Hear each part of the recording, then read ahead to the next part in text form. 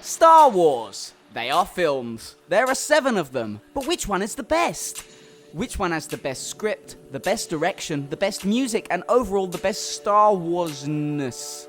Well, everyone has their own opinion, but you're on my video, so you're going to be listening to mine for the next... that many minutes.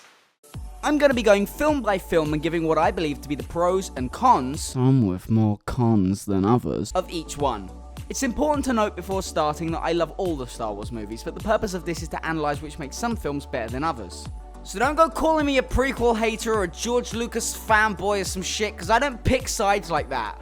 I have better things to do with my time, like making videos about Star Wars. So let's not waste any more time and find out which is the real best Star Wars movie ever, of all time ever. In my opinion. Number 7. Episode 2, Attack of the Clones. The script is much more complicated than it actually needs to be. There's an assassin working with the Kaminoans who wants to kill Amidala because she's against the Star Wars, and the Kaminoans want the Star Wars because they're paid by Master Sifo-Dyas to make the clones to fight the robots made by the Trade Federation, who the assassin is also working for. So the Jedi have to investigate the clones, but they made the clones because Master Sifo-Dyas was a Jedi, but he died, so who made the clones? And then there's Count Dooku, who paid the assassin to kill Amidala. But wait, wasn't the Kaminoans paying him? Does Count Dooku know about the clones? He seemed pretty shocked about them, and Dooku had the Death Star plans to take them to Sidious. Wait! Sidious? Sifo-Dyas? I think I've worked it out. It's the same guy, right? Well, the movie never says. I bet there's an expanded universe book that explains it, I guess. They want you to pay more money after buying the movie just to understand the movie. And I didn't even get to the love story yet. Visually, the movie is a mixed bag.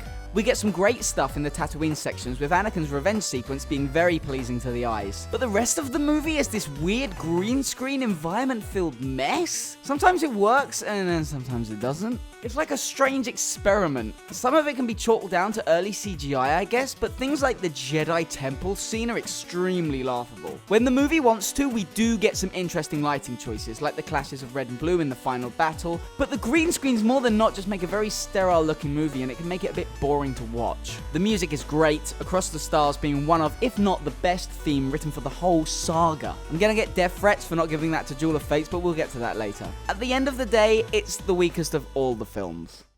Number 6. Episode 1, The Phantom Menace. Okay, so why wasn't this number 7, you cry? Well, despite its flaws, this one feels a bit more like an actual movie. There's a more realistic feel to what you're watching. A lot of location work, more interesting lighting, less green screen. The model work is great. The Naboo city still holds up and it looks amazing. We open with a actually pretty fun sequence with the Jedi fighting their way off the Trade Federation ship. It escalates nicely and it's always fun to see Jedi, fight stuff and... Sadly, once we arrive to Tatooine, the film loses all momentum and falls down the list. Kid Anakin isn't very interesting, and the pod race has lots of build-up, meaning that not much happens until we actually get there. And we're stuck with a load of boring characters for ages as everyone is on the same planet. See, a lot of times in Star Wars, the characters will be spread out on different planets or in different places, keeping the plot moving and giving us a variety of what we're watching. Anakin is with Padme on Naboo while Obi-Wan is investigating the clones. Anakin is killing children while Obi-Wan is investigating the robot. Luke is training with Yoda while Han Solo and Leia are in Cloud City. Luke is on the Death Star while Han and Leia are... Keeps it fresh! Now here everyone is in the desert, and I only like Qui-Gon because he's a rebel. A rebel without a cause. Speaking of Qui-Gon, why wasn't Obi-Wan Qui-Gon? Then he could meet Anakin and they could establish some sort of relationship. Instead of nothing. And his Jedi powers not working on Watto could show that he's not entirely capable yet and foreshadow the mistake of him teaching Anakin. And then when Qui-Gon dies, we'd find ourselves more in Obi-Wan's shoes with the wise mentor voice guiding our protagonist through the movie Gone for it. Wait, why am I giving ideas for a movie that came out like 20 years ago? The movie is very self-contained, which is nice. It lends itself to like the episodic format of the series, but it does make it feel a little disconnected from the other films in the trilogy. I thought this was about the fall of Anakin to the dark side. I guess we gotta show him being a little kid first. I don't know. He could have just been a good guy instead of a creepy pervert. The music is great. but Duel of Fates is a little bit overrated, even if it did make that big door scene extremely iconic. But I don't know, I don't really give a shit about Darth Maul, so it sort of loses impact after the first few viewings. I do like how it was retconned into being a motif more linked to Anakin's turn to the dark side.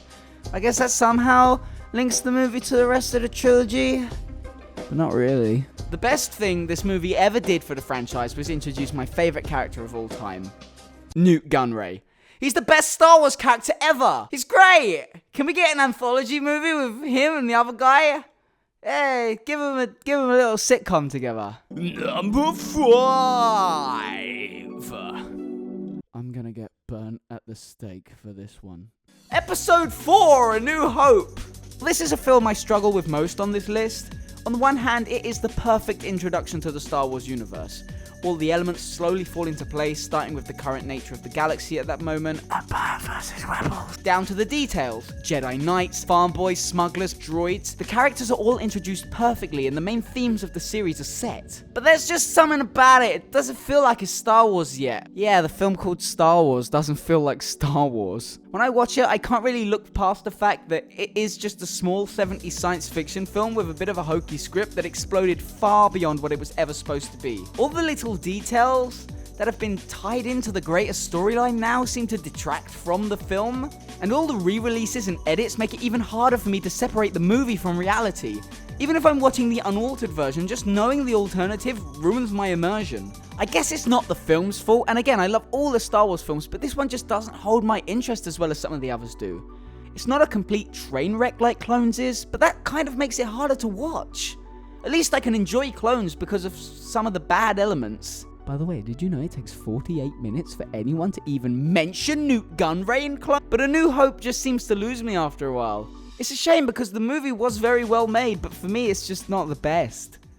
Number 4. I didn't clip the mic there. Episode 6, Return of the Jedi. Another classic. How dare he? Well, if you're still watching, let's go into this one. Return of the Jedi was the first Star Wars film I ever saw, and one of my biggest Star Wars memories from being a kid is the Jabba's Palace sequence. It's completely unrelated to the rest of the movie, but it's some of the best Star Wars there has ever been. We know all the characters, how they play off each other, and we get to see them in a very tense but very fun situation. I even like Jedi Rocks. It's catchy. Ooh, eat. Sadly, the movie loses a lot of energy when we get to Endor. All the characters just seem to be in a filler plot while the actual important stuff of Luke and Vader is sorted out. The real drama and story is in the final confrontation between a father and his son, two powerful space wizards pit against each other by Space Satan. I haven't really spoken about the Emperor yet, but he is one of my favorite parts of the saga. He's so unapologetically evil and sadistic, and Ian McDiarmid plays him so well with a fun intensity that really brings the trilogy to a close. Both trilogies even. It's a shame he wasn't around later and we got this. We'll get to that later. The Death Star 2.0 is dumb. It's really dumb. They made another one? Fucking Empire, man. You could have done anything else. How are you gonna build it without all those Geonosians you killed?